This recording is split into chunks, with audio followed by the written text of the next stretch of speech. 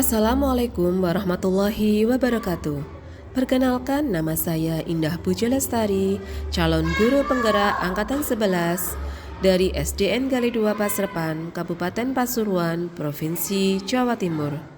Izinkan saya untuk mempresentasikan modul 1.4 tentang budaya positif. Rancangan tindakan untuk aksi nyata saya. Latar belakang, murid tidak suka peraturan karena selama ini jika mereka melakukan pelanggaran, maka akan cenderung mendapat hukuman dan mempermalukan dirinya. Tujuan aksi nyata yang pertama yaitu menciptakan murid yang merdeka dan disiplin diri yang kuat. 2. Menumbuhkan budaya positif di sekolah dengan meyakini nilai-nilai kebijakan universal. Tolak ukur keberhasilan aksi nyata saya yang pertama yaitu terbentuknya keyakinan kelas melalui kegiatan kesepakatan kelas yang dilakukan wali kelas dan siswa. 2. Siswa mampu menerapkan dan menjalankan keyakinan kelas yang telah dibuat.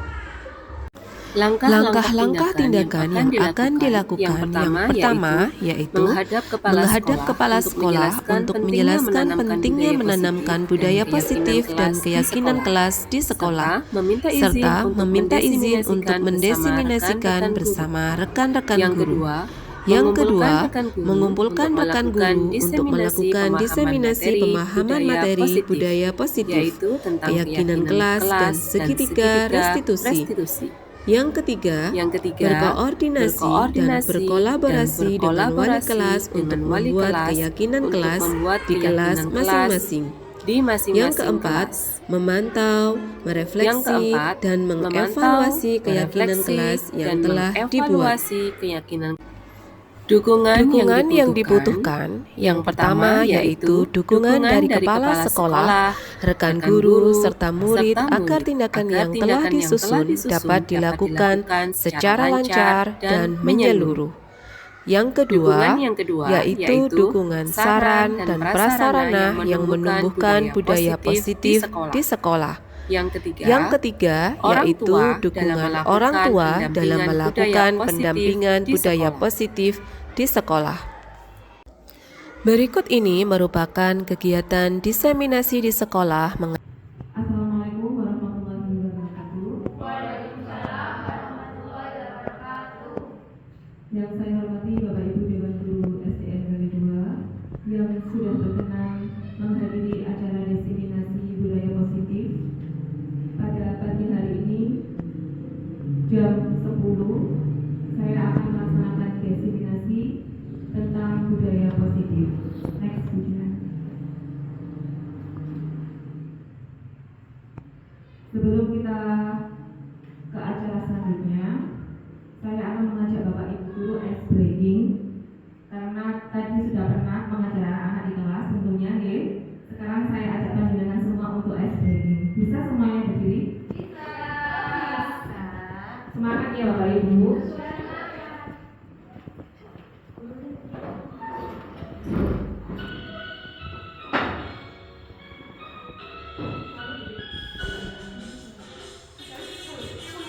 Joget deh.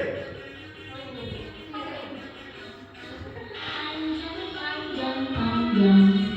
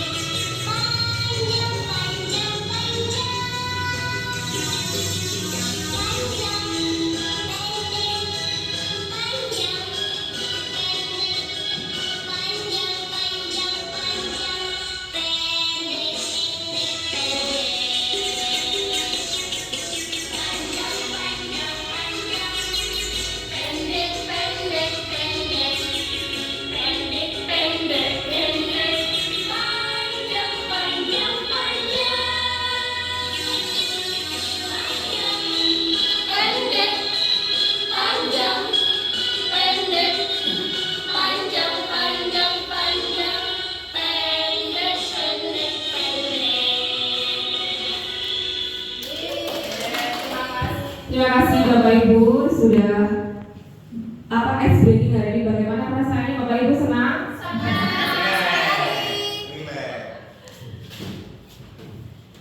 Next ujian. Tentunya sebelum kita memulai sesi diseminasi ini, tentunya kita mempunyai kesepakatan dulu sebelum kita mulai. Yang pertama, kira-kira apa ujian usulnya? Menghargai siapapun, menjadi pendengar yang baik, berkata yang baik dan sopan, izin saat hendak keluar ruangan, dan boleh minum makan dengan tenang. Oke, terima kasih ujian. Tentunya kesepakatan yang kita harapkan pada forum diskusi kali ini, yang pertama yaitu menghargai siapapun yang ingin berpendapat tentunya. Yang kedua yaitu kita harus menjadi pendengar yang baik. Yang ketiga, berkata yang baik dan sopan. Dan yang keempat, izin saat hendak keluar ruangan. Dan yang terakhir, boleh makan, minum dengan tenang. Jadi hidangannya sudah kami persiapkan di meja, bisa untuk dimakan. Terima kasih. Next ujian.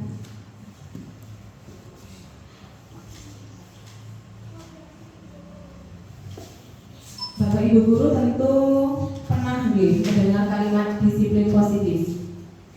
Pernah apa enggak? Nah, tentunya sebagai seorang guru yang baik dan bijak, kita harus mempunyai disiplin positif yang kita tularkan kepada anak didik kita. Ada yang bisa memberi contoh disiplin positif yang baik di sekolah kita? Selalu menyapa guru.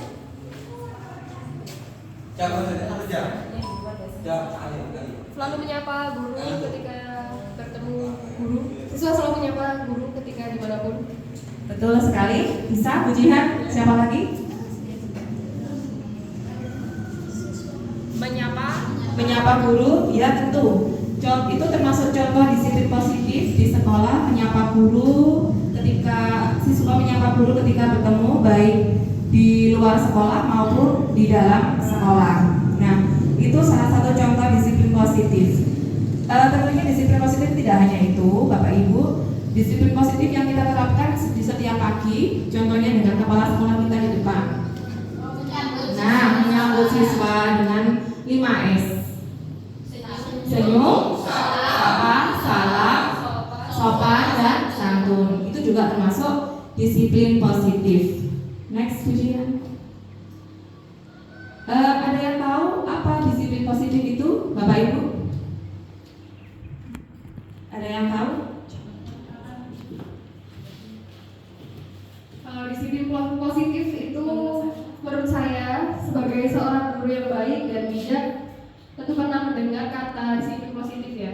Disiplin positif adalah perilaku yang baik dalam kehidupan sehari-hari dan yang diberikan kepada muridnya. Dan juga pembiasaan yang baik sehingga teman yang berada di samping kita lebih merasa nyaman. Seperti itu. Terima kasih Bu Jihan, jawabannya luar biasa, Bapak Ibu. Tentunya saya tidak panjang lebar untuk menjelaskan disiplin positif. Saya kira panjenengan semua sudah tahu. Disiplin positif itu tentunya adalah suatu cara penerapan disiplin yang mengajarkan anak bertanggung jawab dan menumbuhkan kesadaran diri berdasarkan nilai-nilai kebajikan yang mereka miliki. Tentu murni dari mereka sendiri tanpa ada paksaan dari siapapun. Next ujian. Harapannya, ketika anak memiliki disiplin positif, mereka lebih bisa mengontrol diri dalam segala hal atau tindakan yang mereka lakukan. Mereka harus melakukan tindakan itu sesuai dengan keyakinan mereka. Apakah tindakan yang akan saya lakukan ini baik atau buruk? Nah, kalau mereka sudah mengetahui tindakan itu baik atau buruk, kalau misalnya baik pasti akan dilanjutkan. Tapi kalau tindakan itu buruk pasti mereka akan menghindar. Nah, seperti itu. Terus harapan yang kedua, tentunya disiplin positif itu ada dua, yaitu berasal dari motivasi internal, bukan atas paksaan ataupun pujian maupun hukuman. Kalau dari faktor eksternalnya tidak harus disuruh. Jadi kita tidak perlu menyuruh anak untuk melakukan kebaikan, tapi kebaikan itu murni dari diri mereka sendiri. Selanjutnya, tentunya disiplin positif itu mengacu pada profil pelajar Pancasila. Kalau disiplin positif itu sudah kita jalankan, tentunya mereka sudah melaksanakan profil pelajar Pancasila. Kira-kira panjenengan tahu apa saja profil pelajar Pancasila? Ya, Dana, silakan Ibu monggo.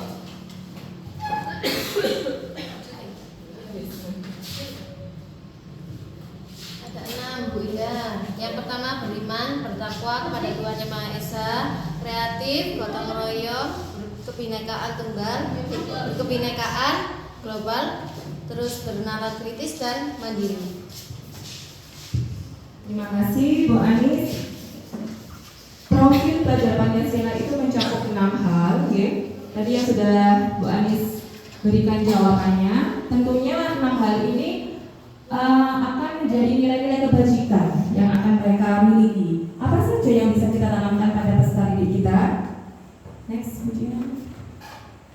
Nah, tentunya yang akan mereka miliki nanti yaitu motivasi perilaku manusia. Tentunya panjenengan sudah tahu semua apa arti motivasi. Ada yang tahu? Motivasi itu apa? Betul, ya. Motivasi itu dorongan. Terima kasih Bu Anis. Motivasi itu dorongan.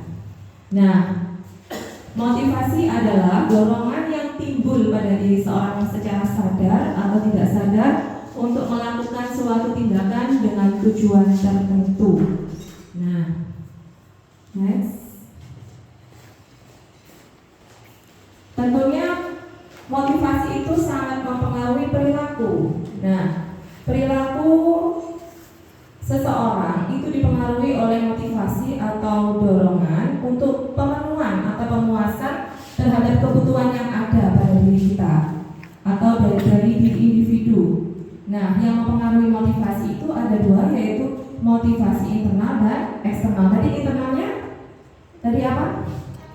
Tidak hanya mendapat pujian atau tidak hukuman, ya. Terus kalau yang eksternalnya tadi tidak harus tanpa paksaan. Nah, berikutnya tentunya setiap orang itu mempunyai motivasi. Nah, sekarang yang ada di depan ini saya mempunyai 3 motivasi, yaitu yang pertama untuk menghindari ketidaknyamanan atau hukuman, dan yang kedua untuk mendapatkan imbalan atau penghargaan dari orang lain, dan yang ketiga untuk menjadi orang yang mereka inginkan dan menghargai diri sendiri dengan nilai-nilai yang mereka percayai. Next. Sekarang tentunya panjenengan semua tahu, ya, pernah mencoba bagaimana cara panjenengan untuk memunculkan motivasi internal pada peserta didik. Ada yang bisa menjawab?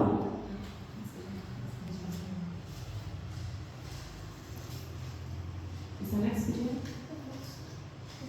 Nah, kita memunculkan motivasi pada peserta didik kita kira-kira dengan Melalui kesepakatan kelas. bisa melalui kesepakatan kelas atau keyakinan kelas. Nah, keyakinan kelas, Bapak Ibu pernah membuatnya? Pernah. Nah, kira-kira kita membuat keyakinan kelas itu di awal, tengah, apa akhir semester? Di awal. Nah, di awal pembelajaran. Nah, kira-kira siapa yang membuat keyakinan kelas itu? Kesepakatan Guru dan siswa. Kesepakatan guru dan siswa, betul sekali. Nah, kalau kita sudah membuat kesepakatan antara kita dengan siswa, dan yang membuat itu tentunya siswa itu sendiri. Nah, kita sebagai guru hanya memfasilitasi mereka. Nah, tujuannya agar peserta didik itu tidak merasa terpaksa melakukan keyakinan kelas yang sudah disepakati. Begitu. Nah, ini contoh keyakinan kelas yang sudah kami buat di kelas. Nah, contohnya yang pertama, datang tepat waktu untuk anak-anak, ya. Terus yang kedua, hormati guru dan teman. Angkat tangan jika ingin berbicara. Dengarkan penjelasan guru. Rapikan buku. Belajar dengan aktif dan tertib. Membuang sampah pada tempatnya dan lain sebagainya. Tentunya, ketika kita membuat keyakinan kelas, kita harus membuat kalimatnya yang mudah dihafal dan sederhana dengan menggunakan kalimat yang positif atau kalimat yang baik yang mudah dipahami oleh anak didik kita. Next. Nah, contoh berikutnya yaitu contoh kalimat positif dan kalimat negatif. Nah, jangan berlari di kelas. Nah, kira-kira jangan berlari di kelas itu pernyataannya negatif kan? Nah, karena mereka akan memunculkan pertanyaan, kenapa ya saya harus tidak boleh berlari? Nah, mereka akan bertanya-tanya terus kenapa? Nah, mereka akan terus mencoba untuk berlari terus. Coba kalau kita membuat kalimat positif. Mari kita berjalan dengan tenang dalam kelas. Nah, itu lebih masuk ke anak-anak. Terus yang kedua, jangan buang sampah sembarangan. Apa sih? Kenapa sih kok gak boleh buang sampah sembarangan? Tentunya akan memunculkan tanda tanya lagi kepada anak didik kita. Coba kita membuatnya kalimatnya menjadi kalimat yang lebih baik. Mari kita buang sampah pada tempatnya. Nah, tentu saja itu bisa merasuk ke anak didik kita. Oh iya, ternyata membuang sampah itu sangat penting sekali untuk kebersihan di sekolah kita. Nah, kalau contoh keyakinan kelas yang positif di dalam kelas, kami adalah keluarga kelas yang saling menyayangi. Nah, kalau gitu kan pasti akan timbul keyakinan positif, disiplin positif tadi untuk anak-anak kita. Berikutnya pujian next. Nah, keyakinan sekolah atau kelas yang perlu kita ingat harus menggunakan kalimat-kalimat yang dapat memotivasi siswa untuk berperilaku positif dan menciptakan suasana belajar yang menyenangkan. Nah, dari disiplin positif, motivasi perilaku manusia dan keyakinan sekolah, saya akan review tadi disiplin positif yang kita terapkan ke anak didik kita akan kita laksanakan sehingga mereka termotivasi untuk melaksanakan disiplin positif di sekolah, sehingga mereka akan membuat keyakinan kelas bersama dengan guru di dalam kelas. Kira-kira di sini ada yang bisa membantu saya memberikan ice breaking biar makin seru diskusi kita hari ini. Bagaimana? Ada pujian Bu Anis, Bu Ulfa, Bu Tati, Pak Ardi, monggo. Oh, pujian, monggo pujian. Silakan maju ke depan pujian membantu saya memberikan ice breaking.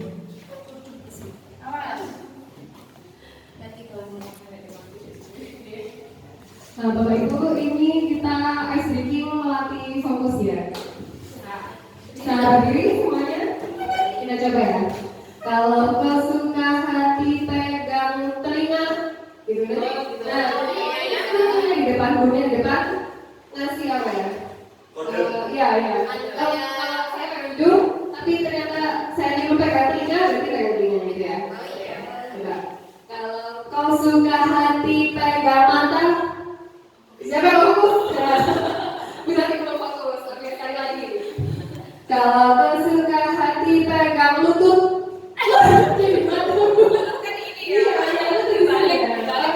kurang fokus lagi. Kalau kau suka hati pegang hidung.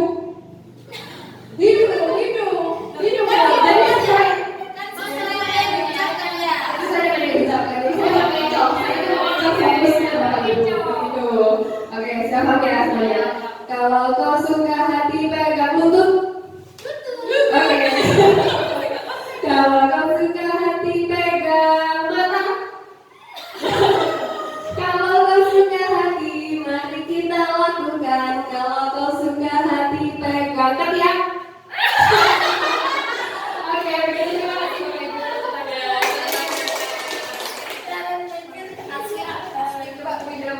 Terima kasih ya, pujian menarik sekali ya. Tadi pujian itu sempat mengecoh kita semua ya. Tapi kita bisa konsentrasikan akhirnya. Berarti itu bisa diterapkan ke anak didik kita ujian gitu. Besok kita lakukan ujian biar gak sia-sia ya. Terima kasih pujian. Mungkin ada Bapak Ibu guru lain yang mau memberikan ice breaking? Bu Anis? Tadi tempat satu bagaimana Bu Anis? Bisa berjalan tempat satu ke depan?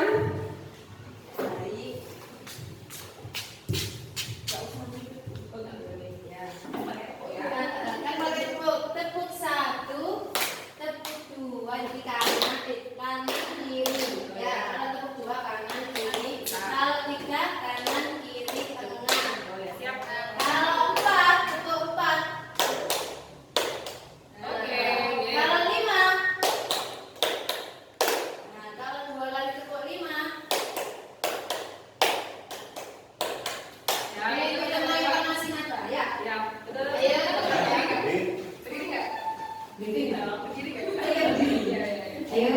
mulai ya. Tepuk 1, tepuk 2, tepuk 3, tepuk 4, tepuk 5, 2 kali tepuk 5, 2 kali tepuk 5.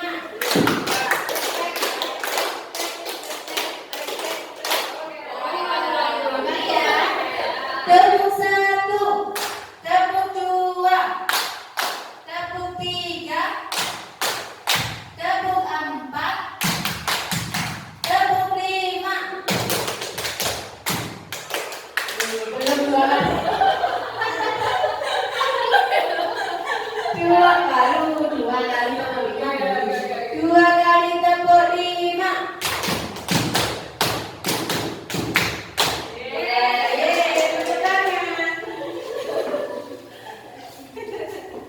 Seru sekali ya. Ternyata dengan main tepuk saja kita bisa tertawa nih. Melatih konsentrasi juga. Tapi Bu Jian balik-balik salah. Mungkin Bu Jian belum sarapan mungkin ya dari pagi. Saya juga punya ice breaking sebenarnya. Bagaimana kalau kita senyum? Saling berhadapan dengan teman. Mungkin Pak Adi bisa berhadapan dengan saya. Monggo Bapak Ibu dengan teman sebangku. Mungkin Pak Adi bisa sama Pak Dimas. Nah, bisa mendekat ke sini Bapak Ibu. Nah, sekarang panjenengan bertatapan mata dengan teman panjenengan semua. Bertatapan, nggih. Bertatapan semua. Nah, belum apa-apa sudah tertawa kan? Nah, inilah fungsinya ice breaking untuk saling senyum ya. Ayo kita sekarang senyum kepada teman kita. Loh, ini senyum ya, senyum. Bisa berpelukan seperti Po. Coba.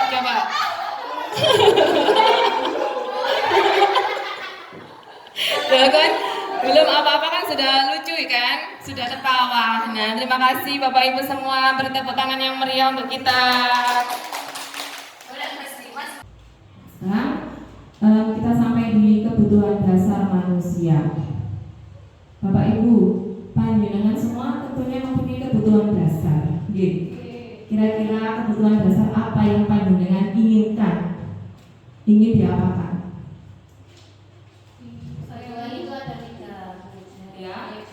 Ya, monggo. Setahu saya kebutuhan itu ada 3 macam. Yang pertama itu ada kebutuhan primer, yaitu meliputi sandang, pangan, dan papan ya, seperti pakaian, makanan, dan juga tempat. Kemudian kalau misalnya yang kedua itu ada kebutuhan sekunder. Kebutuhan sekunder itu meliputi seperti baik gaya hidup, seperti kayak barang-barang seperti itu. Kalau tersier itu kebutuhan yang tidak begitu mendesak, yaitu kebutuhan yang keperluannya itu terakhir lah, kalau bisa diartikan seperti itu. Itu sih. Terima kasih Bu Ani. Ya, itu dalam ilmu pengetahuan sosial. Kalau kebutuhan dasar memang ada 3, yaitu kebutuhan sandang, pangan, dan juga tersier. Nah, sekarang terima kasih buat jawabannya. Sekarang kebutuhan dasar manusia yang mendasar untuk bisa kita miliki. Tadi Bu Jian menjawab dihargai, disayangi, dicintai, terus diperhatikan. Nah, kebutuhan dasar yang jelas kita butuhkan dalam kehidupan kita, yang pertama memang dihargai, Bapak Ibu, disayangi, diperhatikan, Tentunya panjenengan semua di rumah pasti ingin dibegitukan sama suami, ingin dimengerti. Nah, tentunya itu juga berlaku pada anak didik kita. Mereka juga di sini disekolahkan sama orang tuanya. Selain dia mendapatkan kasih sayang di rumah, tentunya mereka juga ingin mendapatkan kasih sayang dari panjenengan semua. Kadang mereka akan melakukan hal-hal yang di luar dugaan kita. Tentunya mereka itu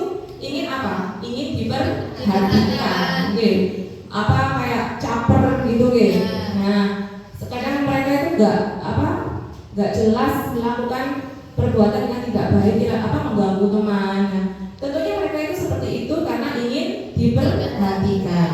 Nah, itu kebutuhan dasar manusia. Next. Nah, kebutuhan dasar manusia ada 5, yaitu bertahan hidup, kasih sayang dan rasa diterima, penguasaan, kebebasan, dan kesenangan. Dari 5 nanti ini akan saya berikan contoh studi kasusnya. Next. Nah, sekarang saya mempunyai studi kasus. Ya, tentunya dalam kita mengajar di dalam kelas pasti kita mempunyai banyak kasus, Bapak Ibu nggih. Entah anak itu nakal, nangis.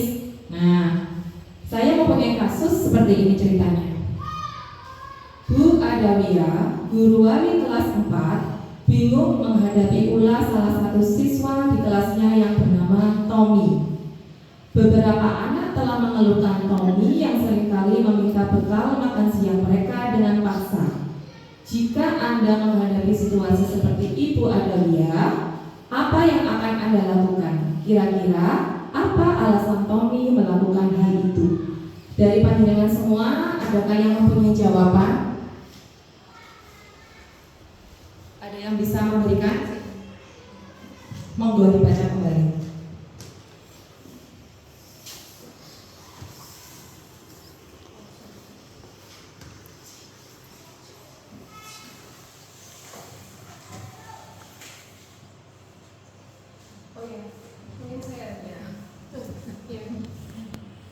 Kemungkinan di sini Tommy tidak punya uang saku dan tidak membawa bekal, jadi dia usil kepada temannya, meminta bekal makan temannya dengan paksa, gitu.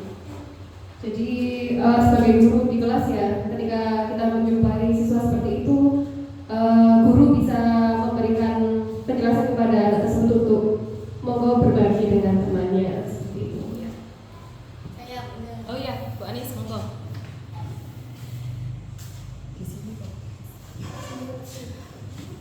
Mungkin kan ini kan sudah kelas tinggi ya, mungkin kita sebagai guru itu bersikap sebagai teman. Jadi kita menanyakan kepada anak tersebut kenapa dia melakukan hal tersebut, apa yang membuat dia melakukan hal tersebut seperti itu, dan kita mendekati anak tersebut apa yang kiranya membuat dia itu tidak mengulangi ulahnya dia lagi, seperti itu.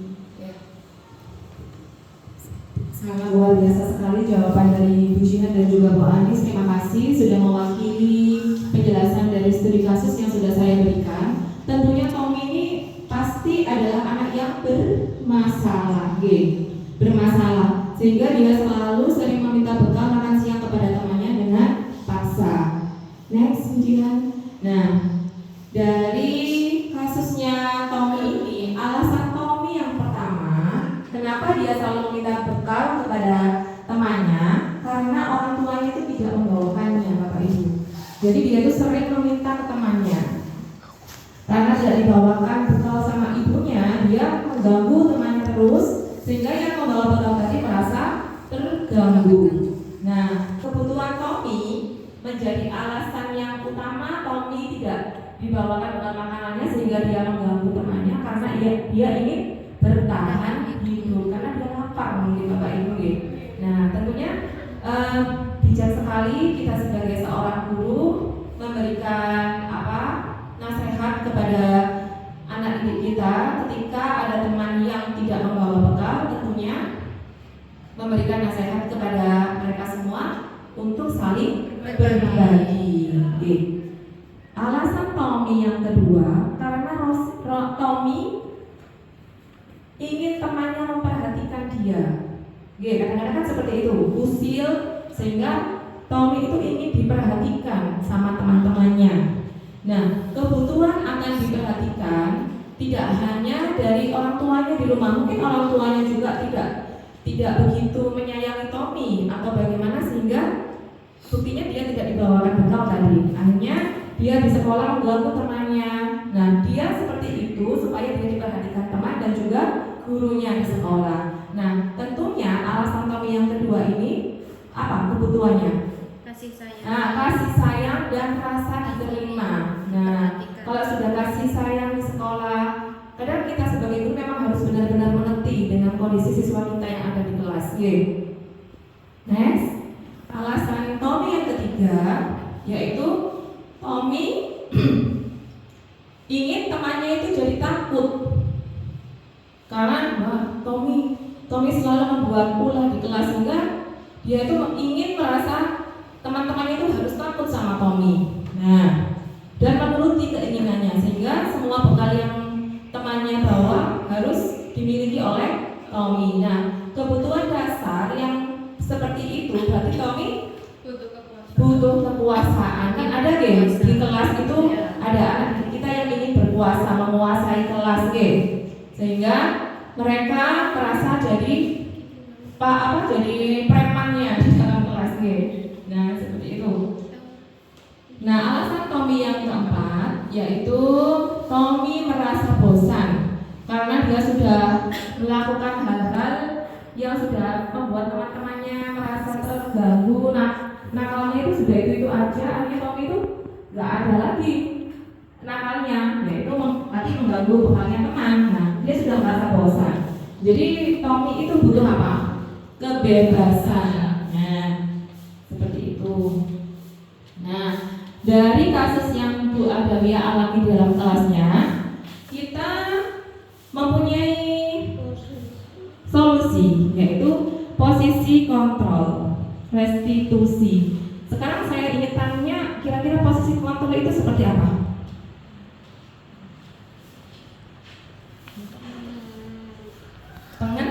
Pengendalian emosi. Betul sekali, pengendalian emosi. Betul. Posisi kontrol itu berarti kita harus mengendalikan. Next. Nah, di sini ada 5 posisi kontrol yang biasanya Bapak Ibu guru miliki di kelas. Yang pertama yaitu guru sebagai penghukum. Tommy sudah melakukan kesalahan, apapun yang sudah Tommy lakukan harus mendapat hukuman. Nah, itu posisi kontrol yang pertama. Terus posisi kontrol yang kedua, guru sebagai pembuat rasa bersalah. Gara-gara kamu Tom, nah misalnya gitu, ini teman-temanmu nangis, bekal makananmu kamu habiskan. Dia, bu gurunya itu terus memojokkan Tommy sehingga Tommy benar-benar merasa bersalah. Terus yang ketiga, guru sebagai teman. Seperti yang Bu Anis katakan tadi, guru harus bisa sebagai teman. Karena kalau guru diposisikan sebagai teman, tentunya siswa itu akan merasa lebih apa? Lebih nyaman. Nah, lebih seperti guru itu lebih terbuka, betul, lebih terbuka. Guru itu seperti teman kita. Nah, terus yang keempat, guru sebagai pemantau. Pemantau itu berarti gini, Tom, kamu sudah hari ini tidak melakukan kesalahan. Kayak ada checklistnya. Oh, kira-kira hari ini Tommy biasanya melakukan kesalahan 5, sekarang berkurang menjadi 4. Nah, itu sebagai pemantau biasanya. Atau hari ini Tommy tidak melakukan kesalahan sama sekali. Nah, bisa seperti itu, berarti guru itu sebagai pemantau. Dan yang terakhir, guru sebagai manajer.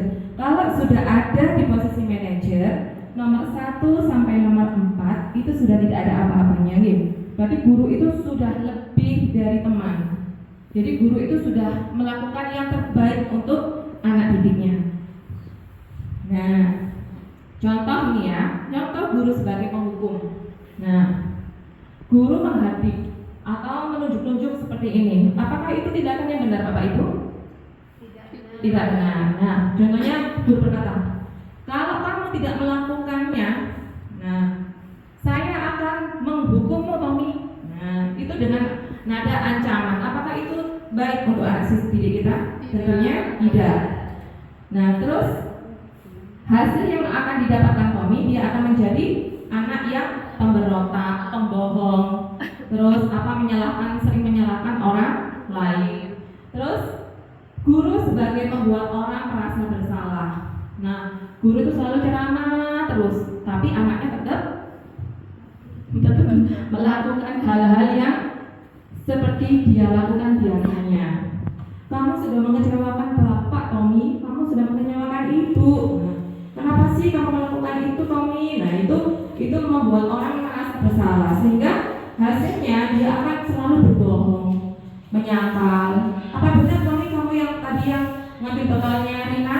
Oh enggak, Bu Guru, enggak. Nah, itu kan dia akan menjadi pembohong ulung ya. Terus guru diposisikan sebagai teman. Nah, membuatkan alasan-alasan untuk muridnya tentunya. Gurunya berkata, ayolah Tommy, jadilah anak yang baik demi ibu. Nah, ibu malu Tommy selalu dilapori teman-temanmu. Nah, kamu gak kasihan ya sama ibu. Nah, itu contoh yang harus kita ucapkan kepada ketika kita sebagai teman. Hasilnya Tommy akan merasa ketergantungan ketika Tommy melakukan kesalahan, dia merasa nyaman ketika berada di dekat kita. Jadi merasa terbuka sekali. Kalau kita tanyain pasti Tommy akan menjawab dengan jujur.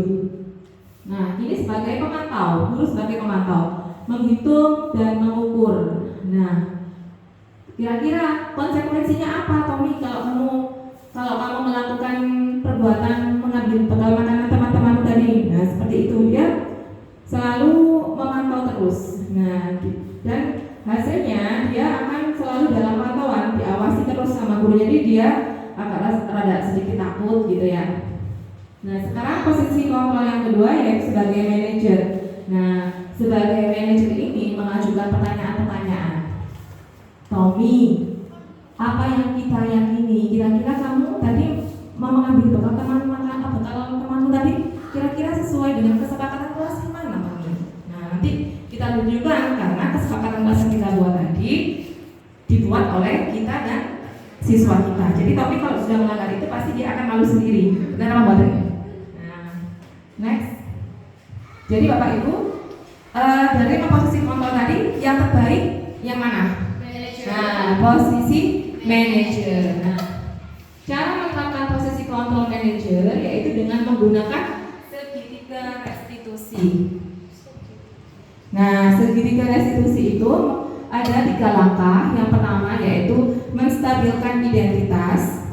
Yang kedua, validasi tindakan yang salah. Dan yang ketiga, menanyakan keyakinan. Dari segitiga restitusi ini nanti dapat menghasilkan murid yang mandiri dan bertanggung jawab.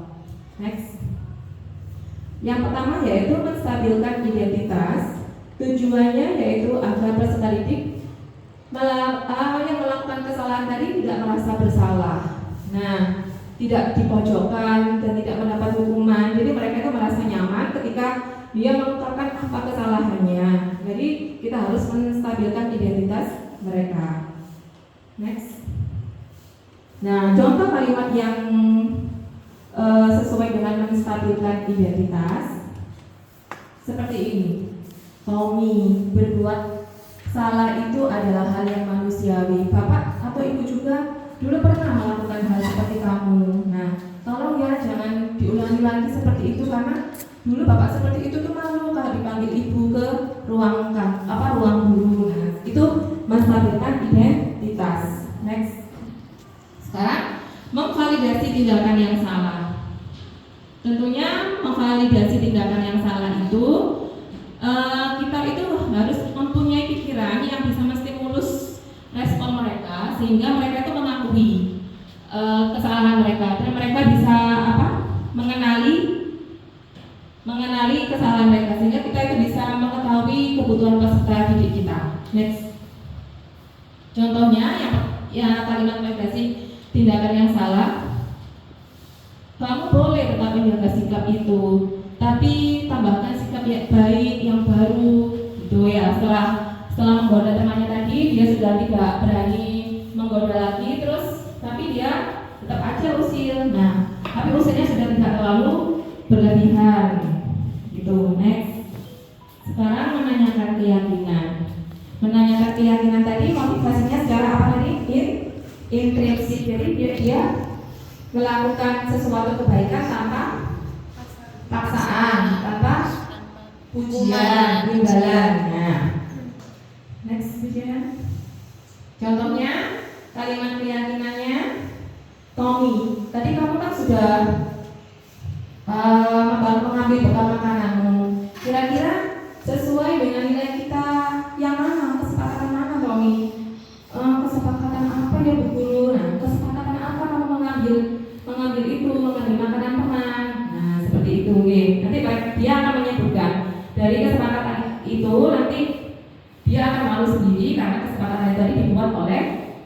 dia sendiri dan teman-temannya. Next.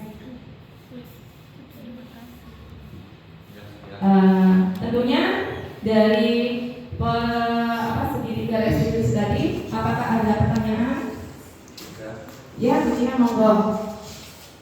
Ya, terima kasih Bu Ida. Saya ingin menanyakan bagaimana kita menerapkan keyakinan kelas atau kesepakatan kelas itu agar terus berkelanjutan gitu. Terima kasih.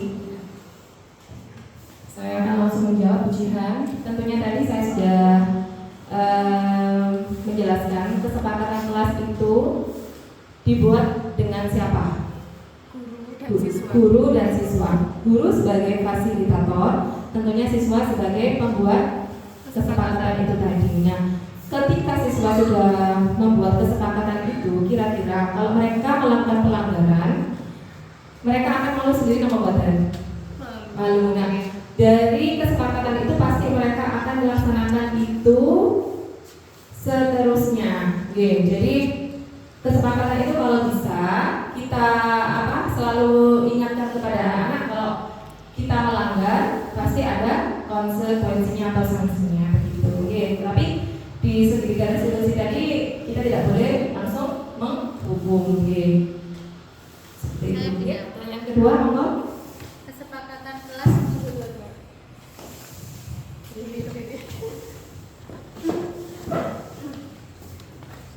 Kesepakatan kelas mengapa harus menggunakan kalimat positif? Mengapa kesepakatan kelas harus menggunakan kalimat positif? Misalnya begini, Bapak Ibu, kalau panjenengan membuat kesepakatan kelas menggunakan kalimat negatif, misalnya begini, jangan membuka website itu. Kira-kira anak didik kita berpikiran apa? Menanyakan alasan. Ya, alasan. Mereka penasaran membuatnya. Penasaran. Apa yo? Aku nggak boleh buka web itu. Ada apa yo? Nah, seperti itu kan? Nah, coba misalnya gini, jangan bermake up di ruang kelas ketika sekolah, jangan memakai make up. Nah, kira-kira seperti itu anak. Pasti mereka akan menanyakan kenapa ya saya nggak bisa pakai make up ke sekolah. Nah, tentunya dengan alasan begini. Yang baik kan kita bisa mengucapkan seperti ini. Jangan tebal-tebal, jangan membuat kalian jangan katanya gitu. Ini berpenampilanlah yang rapi dan wangi. Nah, seperti itu kan bisa diartikan kita tidak boleh memakai hal-hal yang berlebihan. Gitu, Bapak Ibu. Nah, apakah sampai sini panjenengan semua sudah paham? Semoga harapan yang saya inginkan ketika saya sudah melakukan diseminasi ini tentunya sangat bermanfaat di sekolah kita SDN Garing 2. Semoga anak didik kita memiliki dan menerapkan budaya positif di sekolah. Dan saya juga berpesan, mudah-mudahan panjenengan semua di kelas juga membuat kesepakatan kelas yang dibuat oleh guru dan juga siswa panjenengan semua. Terima kasih Bapak Ibu, waktu dan kehadiran panjenengan yang sudah menemani saya melakukan diseminasi hari ini. Semoga kebaikan panjenengan dibalas oleh Allah Subhanahu wa taala. Terima kasih. Wassalamualaikum warahmatullahi wabarakatuh.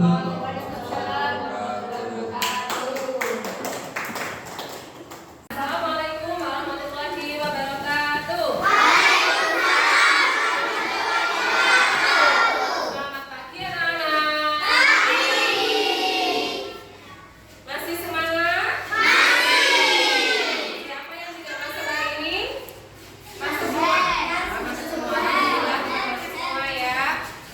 Sebelum kita memulai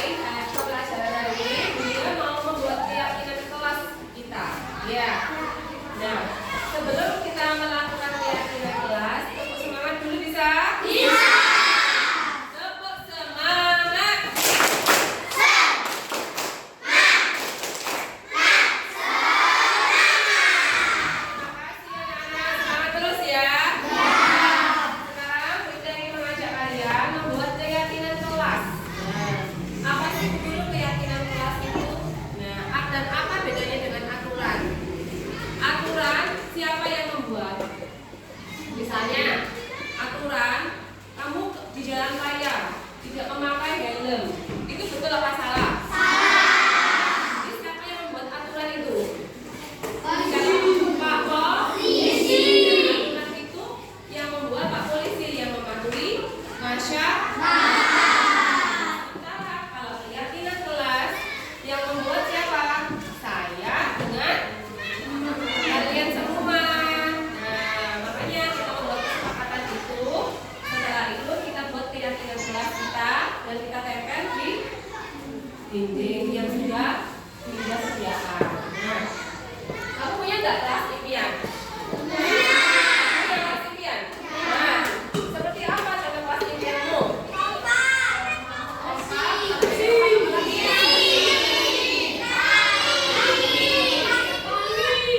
Tidak ikut. Nah, terus apa lagi?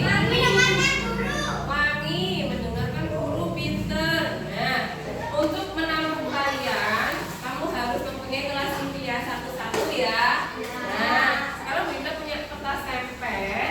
Kamu tulis kelas impian kamu di kertas tempen ini. Ya. Setelah itu, kalian tempel satu-satu di sebelah sini. Ya. Mau? Bersedia? Tepuk semangat.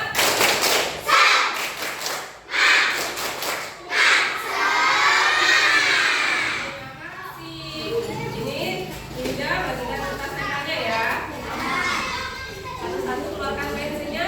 Kamu tulis kelas impianmu. Misalnya bersih. Nah, terus datang tepat waktu.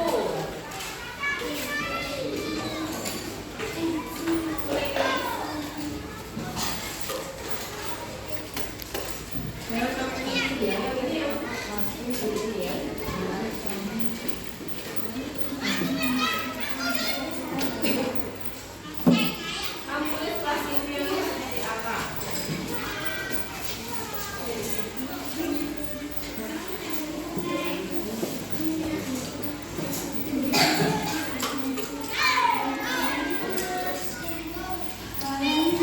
Boleh pakai sepuluh dulu.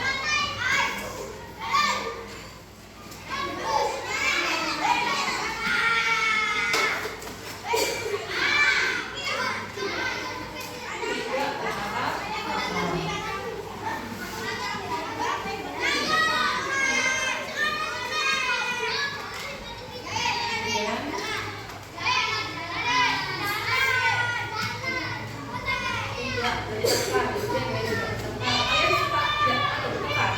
Tidak ya.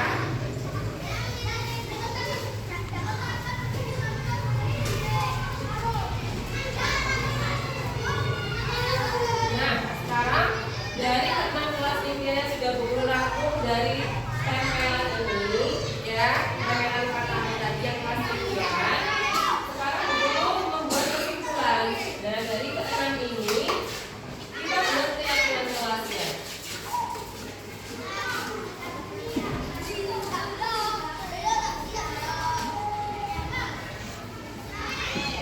Nah, saya mulai dari yang bawah dulu. Kita tidak bertengkar, tapi kita harus apa? Saling apa? Saling menyayangi. Antar teman itu kita tidak boleh bertengkar, makanya kita harus saling menyayangi.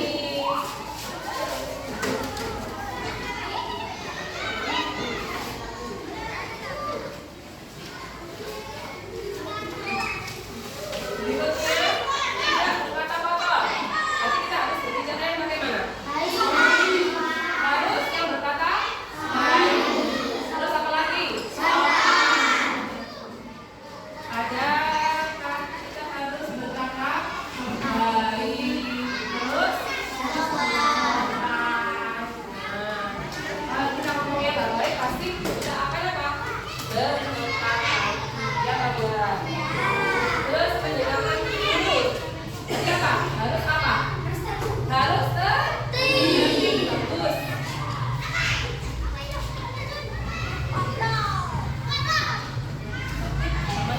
Bersih dan rapi. Terus saling apa? Jaga kebersihan. Terus apa lagi? Apa? Membantu apa? Menjaga kebersihan.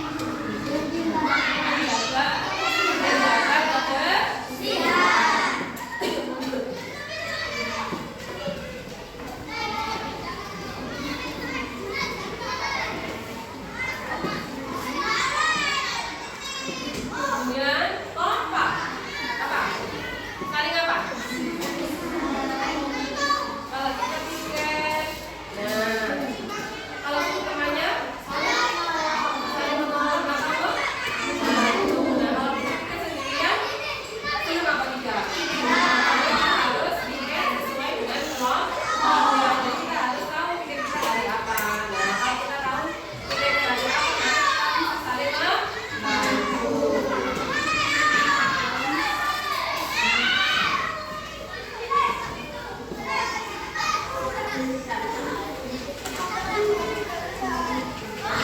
Terus ada lagi satu, tidak datang terlambat. Nah, kita masuk keyakinan kelas ya. Nah, kita masuk satu ya, tidak datang terlambat. Tidak terlambat datang setelah.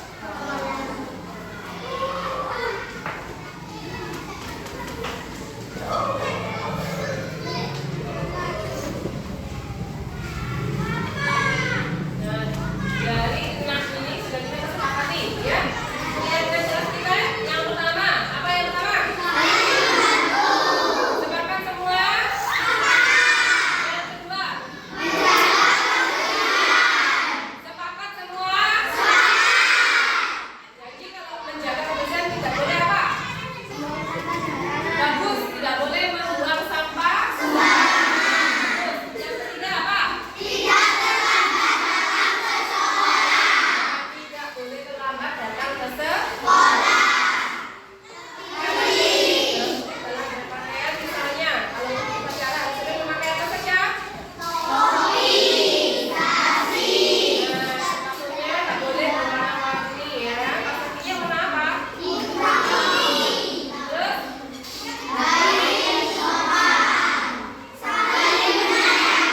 dari keenam keyakinan kelas ini, sekarang kita buat di sini.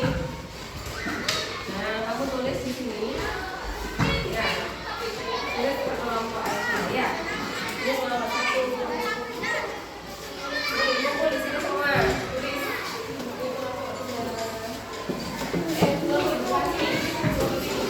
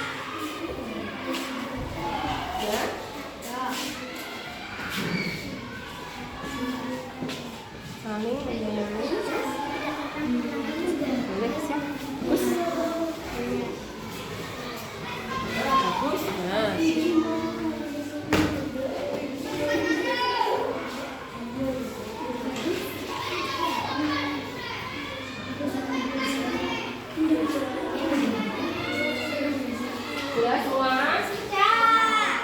Mulai sudah.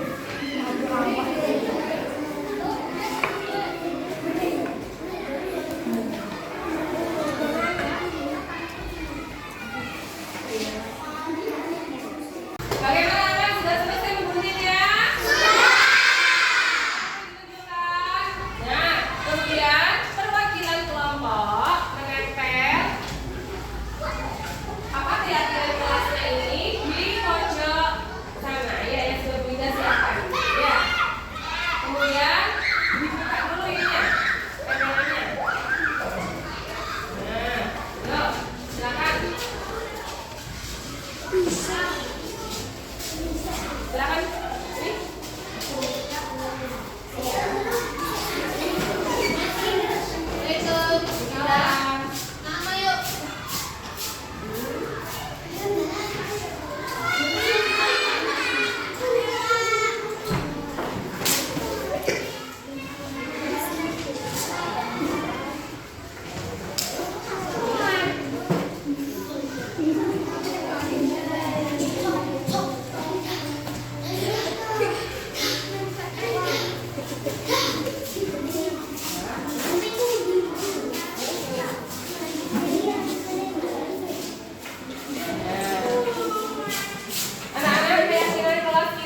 kita jadi. Bisakah kita menyepakati ini semua?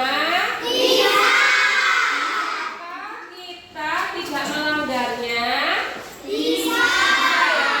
Ya. Nah, sekarang kalian harus ingat-ingat kesepakatan kelas kita yang pertama. Ya, bila lagi. Apa ini? Menjaga kebersihan. Yang kedua, tidak Datang terlambat ke sekolah. terus Mendengarkan guru. mendengarkan guru. Kemudian berkata dan juga sopan. Terus membantu. Dan yang terakhir, saling menyayangi. Demikian keyakinan kelas yang sudah kita buat. Semoga kalian bisa menerapkannya setiap hari di kelas kita.